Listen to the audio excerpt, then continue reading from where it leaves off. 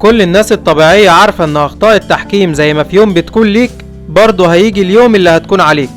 الا كائن واحد تحس ان شايل دماغه ومركب مكانها كرة بينج وعامل زي فانوس رمضان ما بيقولش الا جملة واحدة: انتوا بتكسبوا وتاخدوا بطولاتكم بالحكام. فعايز اعرف ايه كان شعورك وانت بتتفرج على الماتش ولقيت الحكم اللي شاف ان دي مش ضربة جزاء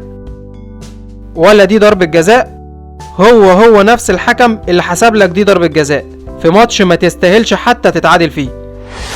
في اول ماتش بعد وقوف الدوري تقريبا لمدة اسبوعين بسبب ماتش المنتخب مع غانا، الاهلي بيفوز على الانتاج الحربي 2-0 عن طريق جونيور اجاي وصاروخ عبد الله السعيد، وناخد 3 نقط جديدة في سباق الدوري في بطولة بتحتاج نفس طويل وشكلها هيكون فيها مفاجآت كتير.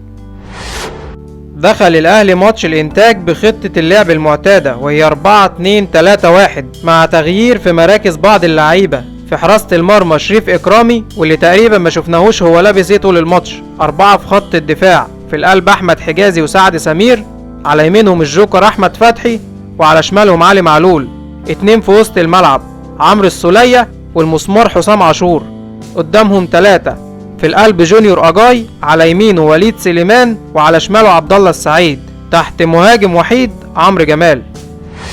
كنت متوقع ان الاهلي في ماتش الانتاج مش هيلعب كرة حلوة تمتع الجمهور بسبب توقف الدوري. الاهلي في الشوط الاول ما بيعملش اي حاجة غير انه ماسك كرة واخد الاستحواذ وبيباصي بعرض الملعب ومفيش اي خطورة على جول الانتاج،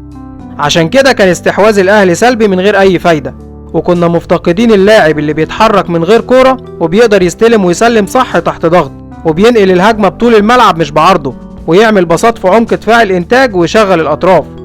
الهجمة دي بتلخص اداء الاهلي في الشوط الاول وبتبين قد ايه ما كناش قادرين نخترق دفاع الانتاج، مش لان دفاعهم قوي، لا، لان كل اللعيبة مسلمة نفسها لدفاع الانتاج وما عندكش اللاعب اللي يقدر يفتح لك لعب، وفضلنا نباصي الكورة في مساحات ضيقة لحد ما راحت لحسام عاشور اللي شاطها اي حاجة.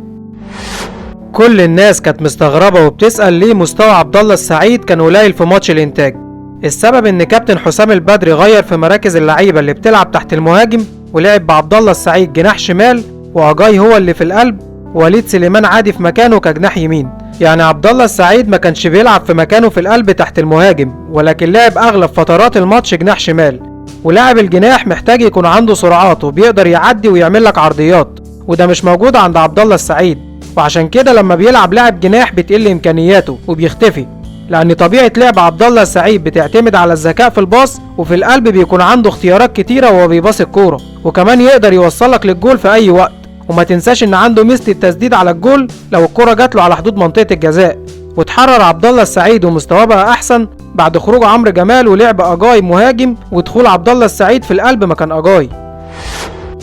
الانتاج من قبل الماتش وهو محدد هدفه وعارف هو عايز ايه كويس، وكان نازل حاطط عينه على التعادل وياخد نقطة من الاهلي. عشان كده الكابتن شوقي غريب كان عامل تكتل دفاعي وبيدافع بعدد كبير من اللعيبة، وكان دايما في اي هجمة للاهلي بيكون موجود 7 لعيبة واقفين قدام منطقة الجزاء وسايبين صلاح امين في نص ملعب الاهلي لوحده على امل انهم يقدروا يعملوا هجمة مرتدة. وبالرغم من الطريقة الدفاعية اللي كان بيلعب بيها الانتاج، لكن الطريقة دي كان ناقصها حاجة، وكانوا ولا طايلين بلح الشام ولا عنب اليمن، يعني ولا بيدافعوا كويس وعندهم ثغرات في الدفاع ولا قادرين يهاجموا ويعملوا خطورة على الاهلي، وهجماتهم ما كانتش بتوصل لاكرامي. وحتى وهم خسرانين 2-0 وبالرغم من التغييرات الهجومية اللي عملوها برضو ما تحسش انهم يقدروا يعوضوا او يجيبوا جول في الاهلي.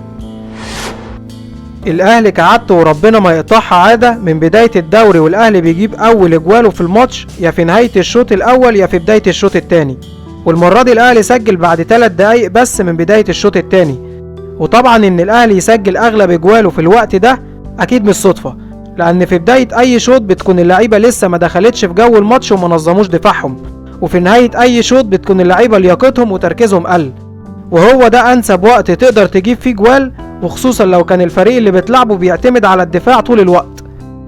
في ماتش الانتاج فضلنا طول الماتش بندور على مساحات في الدفاع، ورغم تقدم لعيبة الانتاج بعد الجول الثاني لما حسوا انها كده خربانة وبقى في شوارع في دفاعهم، الاهلي ما استغلش كل ده وبقت الكرة بتتقطع مننا كتير وهجماتنا ما بتكملش.